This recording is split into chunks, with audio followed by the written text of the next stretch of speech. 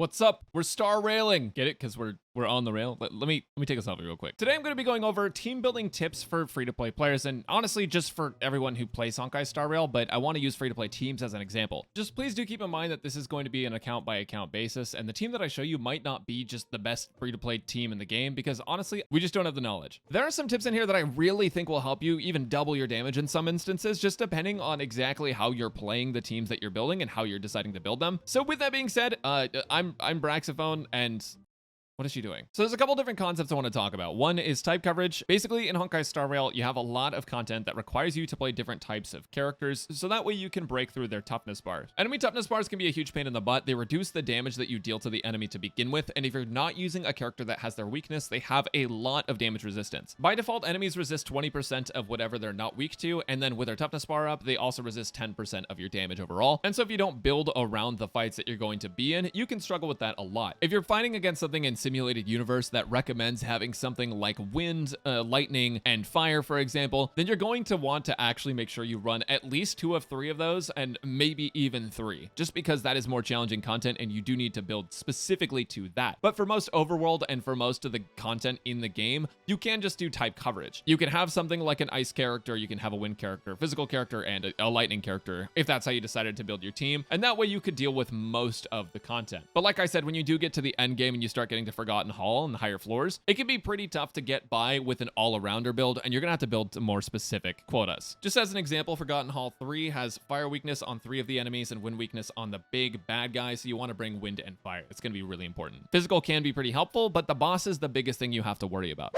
So anyways, let's talk about exactly how to build teams and what I'm talking about when I say you can actually double the amount of damage you're probably doing right now. Something that's really underrated when you're building teams in Honkai Star Rail, at least by most of the people that I've seen playing the game, is going to be your skill point economy. Now, skill point economy just refers to the amount of skill points you're spending and the amount of skill points you're gaining when you're playing through the game and doing fights. When you use your skill on a character, that's going to take a skill point most of the time, and when you use your basic attack, you're going to generate a skill point. Now, something to consider in this game is that your damage dealers and most characters that have a skill will deal more damage with the skill or have some kind of extra special effect that makes the skill more valuable than the basic attack. That's why the skill costs points, and that's why the basic attack generates points, because the basic attack is weaker. Same deal applies to someone like Serval's. Like Serval has 50% damage on the single target, has 70% damage to a single enemy, 30% to adjacent, and has a chance to shock with her skill. Like, her skill is significantly stronger than her basic attack. Same deal with Dunhung. Same deal with Physical Trailblazer. The amount of damage you're dealing when you use a skill versus a basic attack on a damage dealer is a very big difference. It's over a 100% gap, and in some cases, it can even go up to 150% or 200% damage difference. So with that in mind, you need skill points for your damage dealers. Now, luckily for us, when you look at support characters like Natasha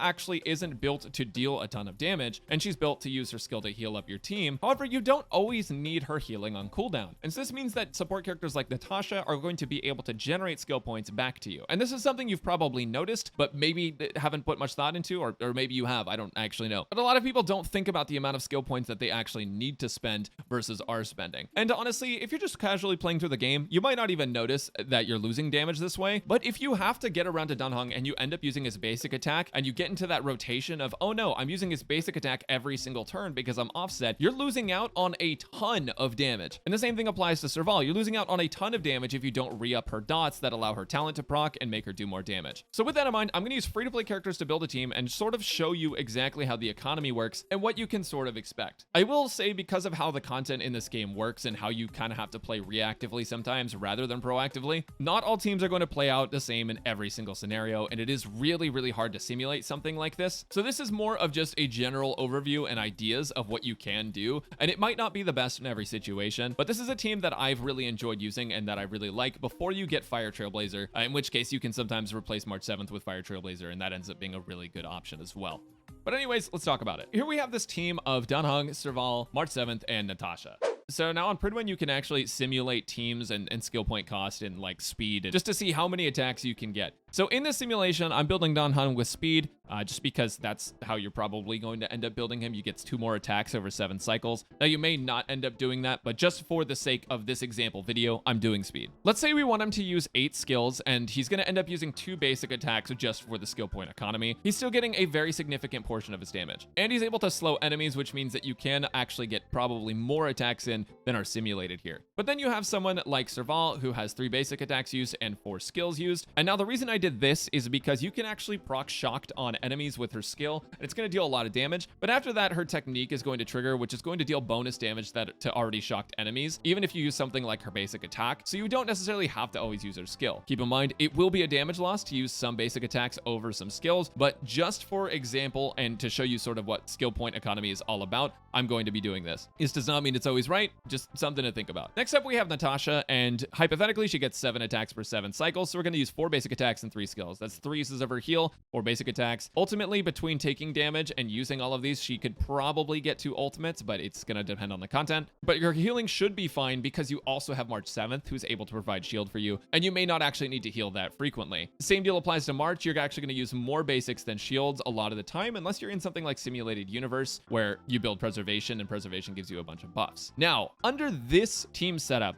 it says your team requires 2 more skill points to operate than it can generate in a 7-cycle battle. This is because we're simply using too many skill points on these characters. With this in mind, you may only be able to use 3 skills on Serval and 4 basics rather than 4 and 3. And you have a perfect balance of skill points. But you don't want to use 3 skills on Serval. In fact, you want to use more skills on Serval. Depending on if you're in multi-target or not, you may actually end up using something like 6 skills on Dan Heng and 4 basics. And then you can actually filter this into 5 and 2. And you have a perfect balance. But the main takeaway is that it just depends on the kind of content that you're in. Now, with that being said, right now we have a perfect balance, but we actually want to get more skill points on these 2 characters because we want to use more Dan Heng skills. We want to use more Serval skills, depending on if we're an AoE or single target. Keep in mind, we are restricted to free-to-play characters right now, so we can't use a lot of the other characters that may not want skill points at the moment. Well, if you actually build speed on someone like Natasha, she can get 2 more attacks per battle. We've already established that we don't necessarily need to use her skill that frequently because we have March to give us shields. So we're going to get 2 more free basic attacks with building her speed. It's true that it could take away from her healing stat a little bit, but it's not that big of a deal. We're going to generate 3 skill points with Natasha. The same thing could be applied to March. March actually gets 7.5 actions, which is, rounded down to 7, but we could go something like 25 speed artifact on March, and she gets 2 more attacks. And if need be, we could go 6 basics and 3 skill points used. That way, these are both generating 3 skill points. Now, with that said, we have 4 remaining skill points, and because Serval already has her dot and we can afford to use the 2 basics, let's give 2 more of these skills back to Dan Heng. And now we have a perfect balance with significantly higher damage because we built speed on the characters that don't necessarily always need to use their skills. Now, this is in a perfect world, but we are still using free-to-play units, right? You can replace Dan Heng with another character, and that could end up changing up how this entire thing works. Let's say Physical Trailblazer. In this case, with Physical Trailblazer, we want to use 6 skills and 1 basic attack, and as you can see, we end up with 1 remaining skill point. This is significantly more optimal than if I were to not build speed on Natasha and I were to spam her skill, or if I were to build someone that wants to use a skill point more frequently. Let's take another example with that. Let's say instead of March or Natasha, I want to build someone that wants to use their skill a lot more frequently. Asta is a great example of this because Asta can use her skill to break enemy weaknesses, and also Asta is going to give you an attack buff based on how many stacks she has, and she can gain a lot of stacks very quickly based on her skill. So with Asta in mind, Asta's going to want to use her skill a lot of the time. You may not use it every single time, but it can be very helpful to use. And if you did decide to play someone like Asta, because she's going to want more skill points than someone like March is, that's going to put Dan Heng and Serval's damage down by a fair bit. Because by only being able to use your basic attacks, you're dealing less damage over time and less break over time, which is another thing to consider. If the skill does more break than the basic attack, then you're also missing out on potential toughness break bonus damage. But let's say we decide to run Asta, then we would need to run someone else. Now, there is actually a sort of secret solution to this. I know Arlen isn't free to play, but if you ever run into characters that want to use a ton of skill points and you don't really have a great economy for it, you can slap someone like Arlen in your team. Arlen's available in the monthly shop right now, and the reason Arlen is going to be one of the most slept on characters in the game, at least at the launch of the game, but a lot better later on, is because his skill doesn't actually cost a skill point. Because his skill doesn't cost a skill point to use, even though that's a big portion of his damage, you can run him with other skill point heavy characters like Asta and Serval, and he can actually be a solid damage dealer while also not taking up all of your skill points that you would need. So if you have a support that takes a lot of skill points, running someone like Arlen alongside your main damage dealer can be very helpful. You do lose a little bit of coverage here between Serval and Arlen, but this is going to be on a case-by-case basis depending on the teams that you're building. Something to keep in mind is that Bronya is a character that can use a lot of skill points. If you did happen to get Bronya, her skill does only give the buff for 1 turn. And because it's only 1 turn, you're going to want to use that 1 turn that you have to hit with your hardest hitting attack. Otherwise, this is sort of wasted. This damage bonus isn't going to save you. But with that in mind, you don't actually have to buff every turn with Bronya. And because Bronya gets her trace where she's able to crit consistently, you can also use use this just to deal a little bit more damage. So it's something to keep in mind that Bronya actually might not be as skill point heavy as some people make her out to be, but she also can, if you do have good skill point management, you can use her skill every single turn while using someone else. That can be pretty helpful.